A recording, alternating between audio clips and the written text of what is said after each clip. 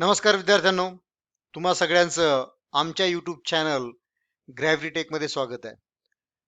आजच्या व्हिडिओमध्ये आपण 11वी सायन्सचं जे मॅथमॅटिक्स 1 आहे त्याचं तिसरं चॅप्टर आहे डिटर्मिनंट अँड मॅट्रायसेस, त्याचा तिसरा पार्ट बघणार आहोत. आपण ऑलरेडी मॅथमॅटिक्स 1 मधले 3 चॅप्टर्स, मॅथमॅटिक्स 2 मधले 3 चॅप्टर्स कव्हर केलेले आहेत आणि आता हे मॅट्रायसेस अँड डिटर्मिनंट्स याच्यावरचा आपला हा तिसरा भाग आहे, जो आपण आज कव्हर करणार आहोत. तर विद्यार्थ्यांनो, जर व्हिडिओ आवडला तर व्हिडिओला लाईक करून चॅनलला सबस्क्राईब करायला मात्र विसरू नका, जेणेकरून तुम्हाला नवीन नवीन व्हिडिओचे नोटिफिकेशन्स मिळत राहतील आणि शक्य तेवढा गरजू विद्यार्थ्यांपर्यंत ह्या चॅनलला पोहोचवायला मदत करा, जेणेकरून जास्तीत जास्त विद्यार्थी याचा लाभ घेऊ शकतील. चला तर मग आपण आजच्या व्हिडिओमध्ये नेमकं काय आहे ते बघूया. ओके, सो आज आपण शिकणार आहोत की क्रॅमर्स रूल म्हणजे नेमका काय असतो. क्रॅमर्स रूलने आपण दिलेले एक सामायिक समीकरणे म्हणजेच काय सायमल्टेनियस इक्वेशन्स कसे सॉल्व्ह करू शकतो. आपण तसं क्रॅमर्स रूल हा जो आहे हा 10वी मध्ये बघितला. 10वी मध्ये आपण ax plus by is equal to c अशा प्रकारचे जे दोन चलातील समीकरण म्हणजेच काय simultaneous equations in two variables हे असे जे इक्वेशन्स होते ते सॉल्व्ह कसे करायचे क्रॅमर्स रूलने ते बघितलं. आता इथे दोनच्या ऐवजी काय 3 व्हेरिएबल्स आलेले आहेत, एक्स वाय आणि झेड. मध्ये कसं आपण ते बघूया. ओके, सोपं आहे, काही अवघड नाही. जर तुम्ही 10वीचा क्रॅमर रूल तुम्हाला आठवत असेल तर 11thचा क्रॅमर रूलचा अभ्यास करायला तुम्हाला काहीही प्रॉब्लेम यायला नको. ओके, चला तर मग आता क्रॅमर्स रूल साठी आपण याच्यावरती नोटपॅडवर शिकूया नेमकं आहे तरी काय. ओके, जर आपण 10वीत काय शिकलो ते आपण आधी बघूया. बघा, जर 10वीत आपण काय शिकलो, a1x plus b1y is equal to d1 जर असेल आणि a2x b2y is equal to काय d2 जर असेल, तर हे जे इक्वेशन आहेत, मी जाणीवपूर्वक इथे जागा सोडलेली आहे. हे जे इक्वेशन्स आहेत ह्या इक्वेशनवरून आपण d काढतो, dx काढतो, dy काढतो आणि x इज इक्वल टू काय म्हणतो dx अपॉन d आणि y इज इक्वल टू काय म्हणतो आपण dy अपॉन d. अशा प्रकारे सोडवतो की नाही. मग 11th मध्ये त्यांनी अजून एक व्हेरिएबल ऍड केला आहे, c1z c2z. मग 3 व्हेरिएबल असल्यामुळे इक्वेशन्स पण किती असतील, 3. a3x b3y c3z is equal to काय d3. आता मग इथे पण आपल्याला जर d काढायचा आहे, dx काढायचा आहे, dy काढायचा, अजून काय काढावं लागेल आपल्याला, dz काढावं लागेल. आणि जर x is equal to dx upon d, y is equal to dy upon d येतो, तो z काय येणार आहे, dy अपॉन d. एकदम इझी आहे. मग तुम्ही म्हणाल सर d म्हणजे काय आहे की नाही. बघा, d म्हणजे सोपं आहे. d म्हणजे काय, डिटर्मिनंट. d म्हणजे d च्या इथे एक्स वाय झेड काय दिसतोय का नाही, म्हणजे हा जो प्रकार आहे बघा, ही एक लाईन आहे, हा एक कॉलम a1 a2 a3, एक b1 b2 b3, right, c1 c2 c3 आणि d1 d2 d3. म्हणजेच कोणताही व्हेरिएबल नाही म्हणून कुठल्याही व्हेरिएबल नसलेली लाईन सोडायची, फक्त काय सगळे कोइफिशियंट्स घ्यायचे, a1 a2 a3 b1 b2 b3 c1 c2 c3. हा झाला d. मग dx कसा, dx म्हणजे x चे व्हेरिएबल सोडून, x चे कोइफिशियंट सोडून द्यायचे. जर x चे कोइफिशियंट सोडले तर त्याच्या जागी काय टाकायचे, d1 d2 d3. बघा, d1 d2 d3 आणि बाकी हे दोघं असेच असे ठेवायचे, b1 b2 b3 c1 c2 c3. dx निघाला, d निघाला, तर मग x ची व्हॅल्यू काय येईल, dx अपॉन d. मग सिमिलरली dy कसा काढायचा, y काढण्यासाठी b ची लाईन काढायची, b च्या लाईनच्या जागेवर काय टाकायचा, d ची लाईन. म्हणजे इथे b ची लाईन आपण काय करू, ही लाईन काढूया. म्हणजेच काय, a1 a2 a3 d1 d2 d3 c1 c2 c3. Easy आहे की नाही. मग dz कसा काढायचा, आता z ची लाईन, ही जी आहे ही रिप्लेस करायची. म्हणजे A1 A2 A3 B1 B2 B3 आणि मात्र इथे D1 D2 D3. करेक्ट. मग तुम्हाला dx मिळाला, dy मिळाला, dz मिळाला, d मिळाला. तर तुम्ही x काढू शकतात ह्या प्रकारे, y काढू शकतात ह्या फॉर्म्युल्याने आणि z काढू शकतात ह्या फॉर्म्युल्याने. पण d काय नको, 0 नको. d काय नको, 0 नको. जर d 0 आला तर आपल्याला डिव्हिजन करता येणार नाही, भागाकार करता येणार नाही. त्यामुळे x, y आणि z ची व्हॅल्यू एक्झिस्ट होणार नाही. इझी होतं. बघा मग काय केलं आपण इथे, क्रॅमर रूल हा 3 व्हेरिएबलच्या याच्याने सोडवायचा प्रयत्न केला एक्स वाय झेड साठी. 3 व्हेरिएबल साठी असल्यामुळे आपल्याकडे काय बेसिकली 3 इक्वेशन होते. 3 इक्वेशन मध्ये मग डी पहिला आपण काढतो, ते सगळे फक्त कोएफिशियंट घ्यायचे एक्स चे, वाय चे, झेड चे. dx काढतो, एक्स चे कोएफिशियंट रिप्लेस करायचे कॉन्स्टंट्स वरनं. dy साठी y चे कोएफिशियंट रिप्लेस करायचे कॉन्स्टंट्स वरनं. dz साठी z चे कोएफिशियंट रिप्लेस करायचे कॉन्स्टंट्स वरनं. आणि x ची व्हॅल्यू होते dx upon D, dy upon y ची व्हॅल्यू होते dy अपॉन डी आणि z ची येते dz अपॉन डी. इझी. बघा मग इथे त्यांनी तेच सांगितलंय. जर तुम्ही आता हे जर बघितलं, हे तुम्हाला मी ऑलरेडी सांगितलं ऍक्च्युअली, की हे एक equation a1 x plus b1 y c1 z is equal to d1, a2 x plus b2 y plus c2 z is equal to d2, a2 a3 x plus b3 y plus c3 is equal to d3. मग हा जो झाला हा याला म्हणतात constants, आहे की नाही. हे जे आहेत हे सगळे x चे कोएफिशियंट्स, हे जे झाले हे y चे कोएफिशियंट्स आणि हे जे आहेत हे z चे कोएफिशियंट्स. मग तुम्ही जर बघितला x म्हणजेच काय dx अपॉन d, पण मग d काय, d म्हणजे सगळ्या कोएफिशियंट्स घ्यायचे फक्त a1 a2 a3 b1 b2 b3 c1 c2 c3. Correct. dx म्हणजेच काय, dx म्हणजेच फक्त हा x ची जी लाईन आहे ती चेंज करायची, रिप्लेस करायची d1 d2 d3 ने, तो झाला dx. dy कसा आहे, dy साठी ही लाईन रिप्लेस करायची, बाकीच्या दोघी अशीच्या अशी ठेवायच्या. सो a ची लाईन अशीची अशी, c ची अशीची अशी आणि b ची लाईन रिप्लेस केली d ने, तो झाला dy. z कसा, ही जी c ची लाईन आहे ती रिप्लेस करायची, a ची लाईन आणि b ची लाईन अशीची अशी आणि c ची लाईन रिप्लेस केली d1 d2 d3 ने. सोपं आहे. आणि d काय नको, 0 नको. मग सोडवायचं कसं, आधी हे इक्वेशन्स लिहून घ्यायचे. a1 b1 या सगळे व्हॅल्यूज काढायच्या, a1 b1 a c1 a2 b2 c2 a3 b3 c3 d1 d2 d3 सगळ्या व्हॅल्यूज काढायच्या आणि त्यानंतर हे सगळेच्या सगळे डिटर्मिनंट्स काढायचे आणि हे डिटर्मिनंट्स काढून एक्स वाय झेड ची व्हॅल्यू काढायची आहे. इझी. याला म्हणतात क्रॅमर्स रूल. क्रॅमर नावाच्या सायंटिस्टने ऍक्च्युली हा काढलेला. सो रिमार्क म्हणजे काय, नोट, डी काय नसायला पाहिजे, 0. जर तो 0 नसेल तर त्याला युनिक सोल्युशन नसेल. युनिक म्हणजे काय, एक्स, युनिक म्हणजे एकच सोल्युशन. ओके. चला मग आता आपण हे इक्वेशन घेऊया. हे बघा ते काय म्हणतात, solve the following equation by using the Cramer rule. X plus y plus z is equal to 6, x minus y plus z is equal to 2, x plus 2y plus z is equal to 2. आता बघा सगळ्यात पहिली गोष्ट काय सांगितली तुम्हाला मी, हे जे इक्वेशन्स आहेत ते लिहून घ्यायचे. हे पहिलं इक्वेशन ते लिहिलं इथे. करेक्ट. हे दुसरे इक्वेशन ते लिहिलं इथे. हे तिसरे इक्वेशन ते लिहिलं इथे. करेक्ट. सगळ्यात आधी इक्वेशन लिहून घ्यायचे. आता एक्स चे कोएफिशियंट काय आहेत, 1 1 1. करेक्ट. वाय चे काय आहेत, 1 मायनस 1 2 आणि झेड चे काय आहेत, 1 1 आणि मायनस 1 1 1 मायनस 1. म्हणजे हा काय झाला आपला डी. काय झाला, डी. मग आधी हा डिटर्मिनंट काढायचा आणि मग त्याच्यानंतर ही जे 6 2 2 2 हे फक्त dx साठी इथे रिप्लेस करायचे, dy साठी इथे रिप्लेस करायचे आणि dz साठी इथे रिप्लेस करायचे. इझी. चला तर मग आपण सोडूया. बघा मग डी काय झाला, इथे जर तुम्ही डी मी आता तुम्हाला दाखवला डी कसा काढायचा. आता याचा डिटर्मिनंट कसा काढतो आपण, हा आणि हा स्किप, हा आला 1 इथे. Correct. Cross multiply, minus 1 into minus 1 plus 1 minus 2 into 1 2, म्हणजे 1 मायनस 2 इंटू वॉट 1. 1 मायनस 2 काय झाला -1 -1 इंटू 1 काय झाला -1 हे आलं पहिला भाग.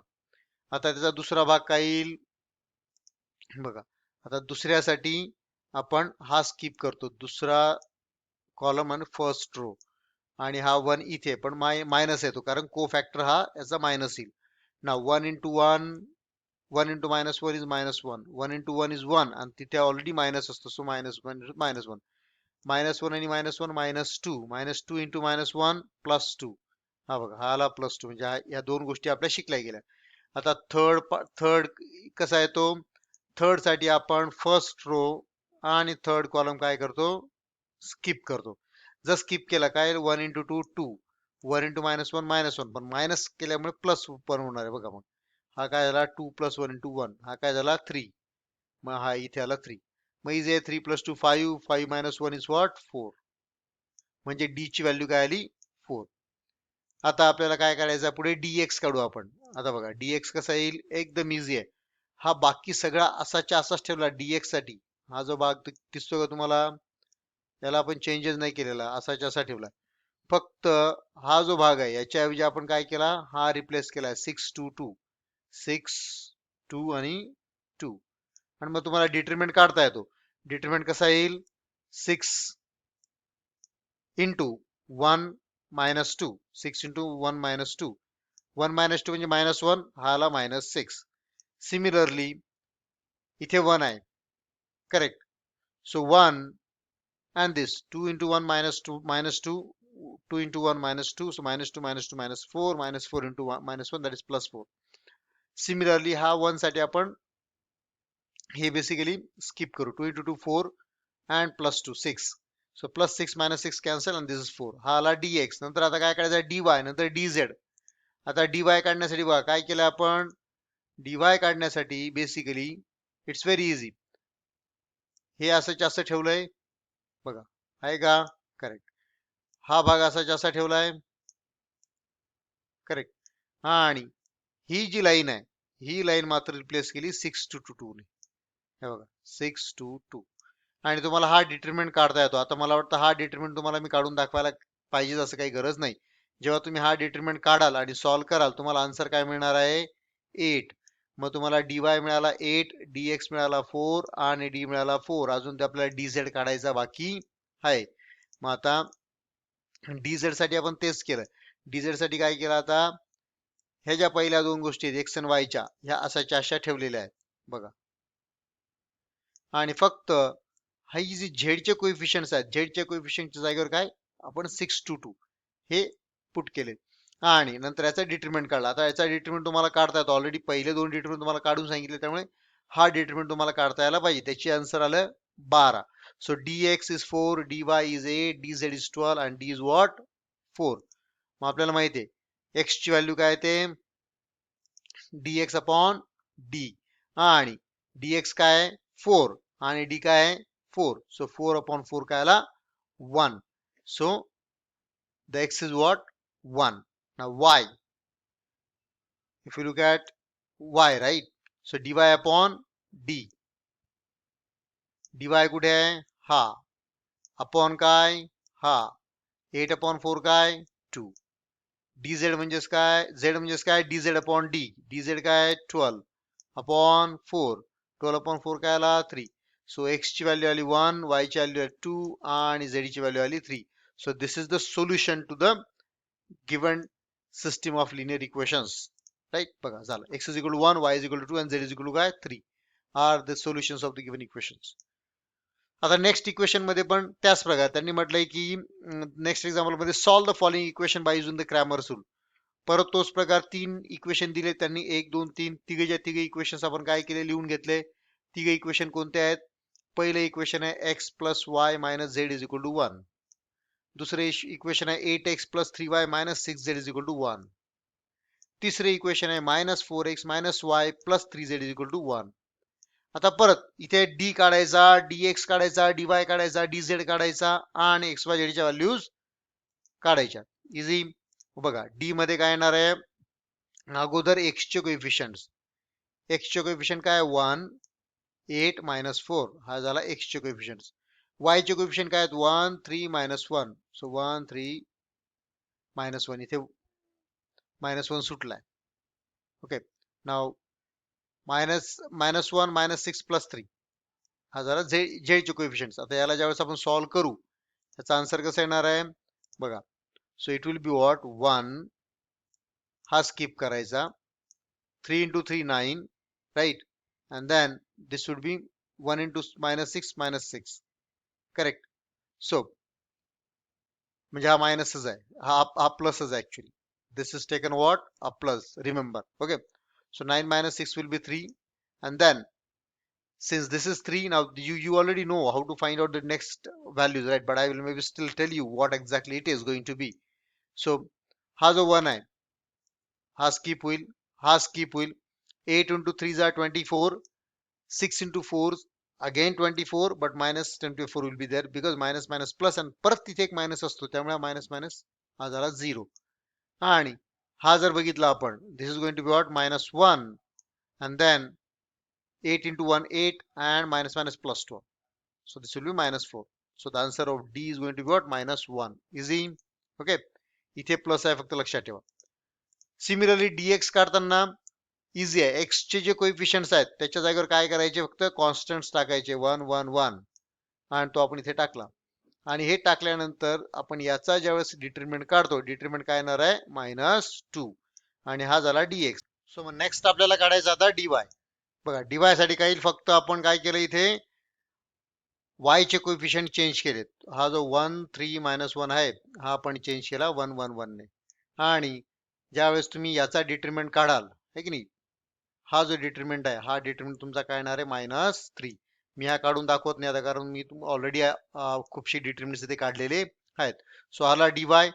d झाला dx झाला आणि dy झाला आता त्याच्या पुढे काय आपल्याला काढावं लागणार आहे dz राईट मग dz कसा येईल आता z चा जो पार्ट आहे z चा पार्ट आपण कशाने चेंज करायचा आता याच्याने so we need to change the coefficients of z with the constants this part will be changed with what 1 1 1 right आणि मग याचा ज्यावेळेस आपण डिटरमिनंट काढू आपल्या पद्धतीने आपल्याला त्याचं उत्तर काय येणार बेसिकली -4 आता बघा मग इझी आहे की नाही आता d झाला dx झाला dy झाला dz झाला मग आपण x ची व्हॅल्यू कशी काढूया it's easy dx upon d correct so dx upon d म्हणजेच काय दिस वन -2 अपॉन -1 इज 2 -2 कुठे आहे इथे -1 कुठे आहे इथे करेक्ट dy काय y काय येईल dy अपॉन d -3 अपॉन -1 म्हणजे -3 अपॉन -1 z काय येणार आहे -4 अपॉन -1 म्हणजे -4 upon -1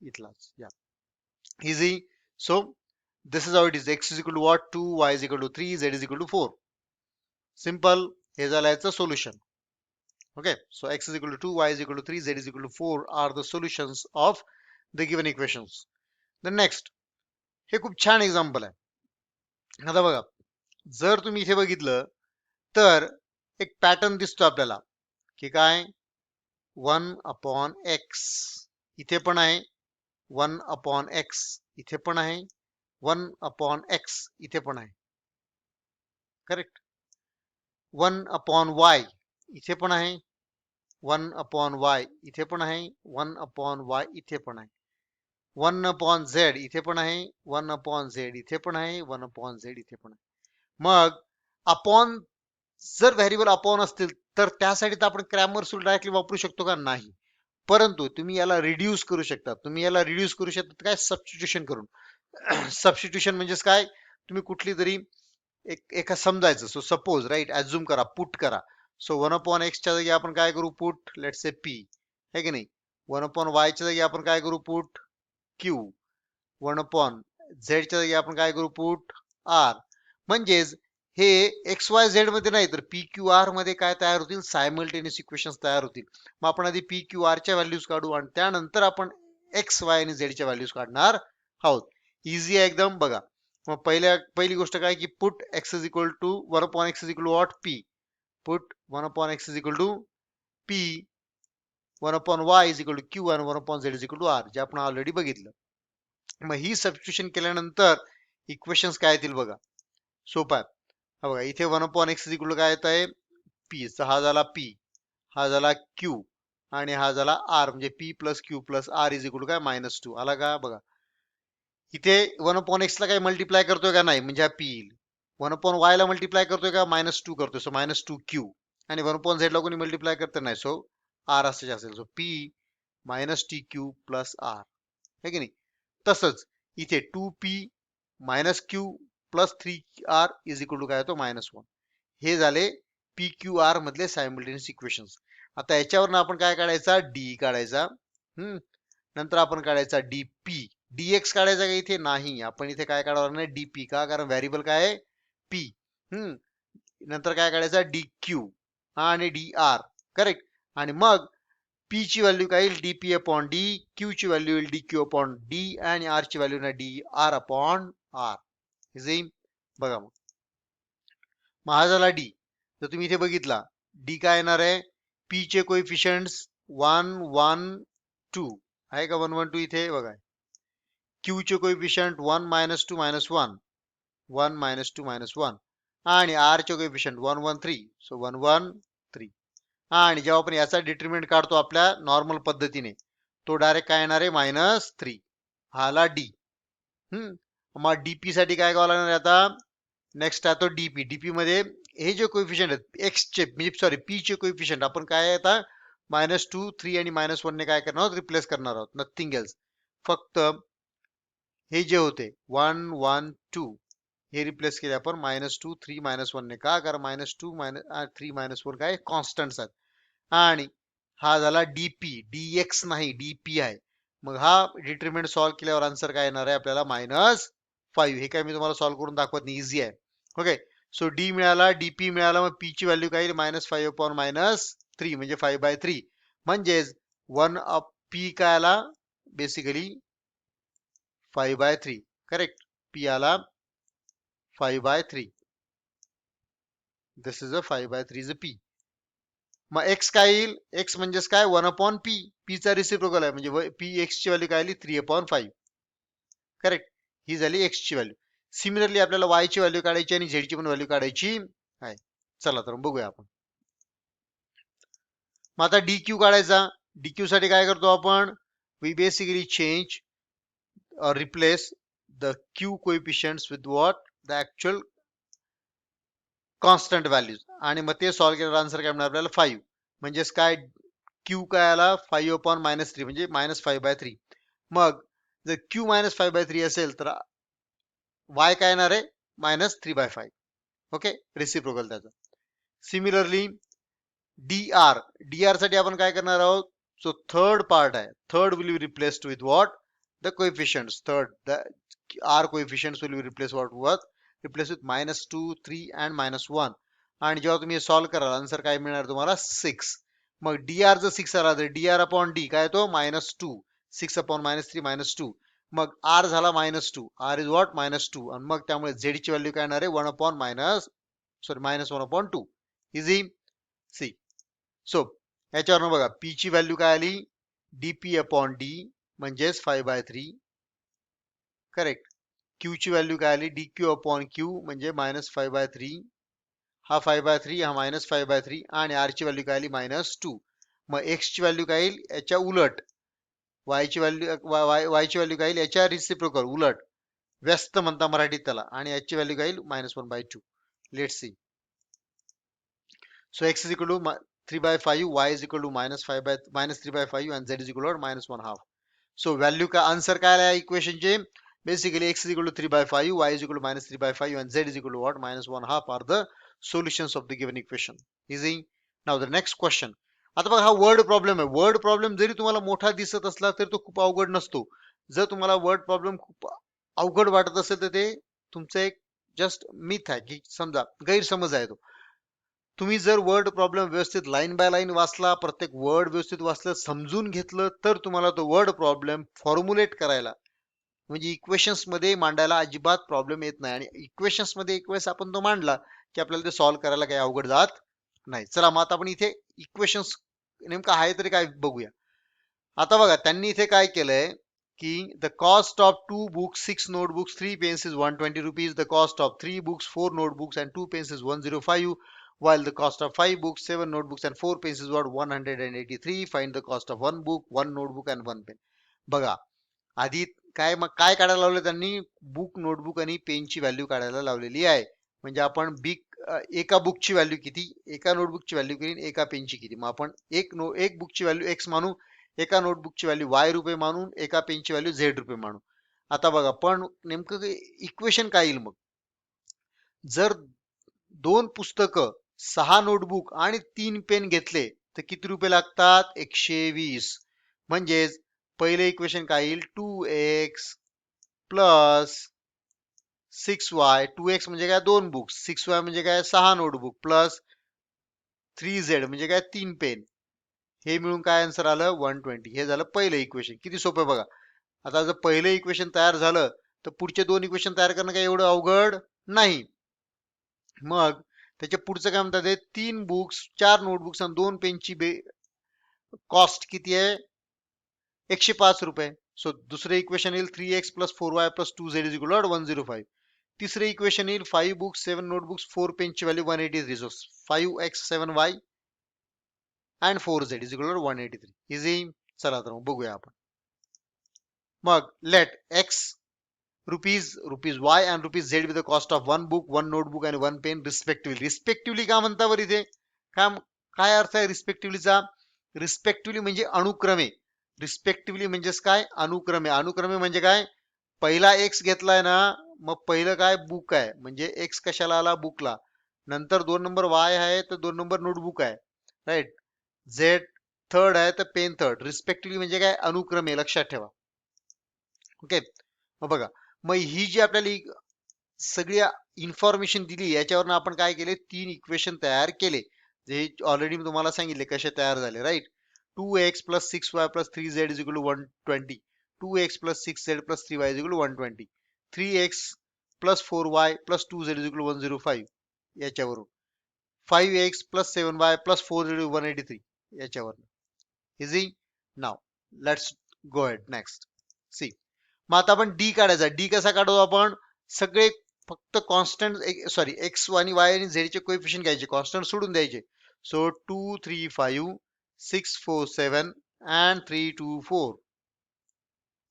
So it is going to be 2 3 5 6 4 7 and 3 2 4. मग याचा जर तुम्ही डिटरमिनंट काढला, सोपा आहे बघा. 2 into 4 into 4 16, 7 into 2 14, 16 minus 14 2, 2 into 2 4, correct. इथे झाला -6, 3 into 4 12, 5 into 2 -10, -2, -2 into -6 plus 12, correct. आणि 21. आणि हे तुम्हाला सोपं आहे, हे थर्ड 3 वापरून तुम्ही करू शकता. सो फायनल आन्सर काय येणार आहे, -5. हा आला डी.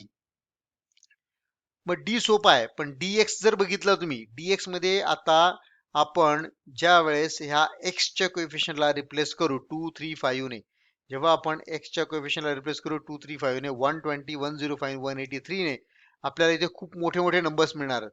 मग त्याचा 2 मेथड्स आहेत. एक तर तुम्ही डायरेक्टली आपली जी मेथड आहे अशा प्रकारे सॉल्व्ह करू शकता, तरी तुम्हाला आन्सर सेम येणार आहे. जर तुम्हाला काही इझी करायचं असेल, हे जे तुम्हाला दिसत आहे ते तिघ यांच्यामध्ये तुम्हाला 3 कॉमन निघेल. 140 120 म्हणजेच काय 3 into 40.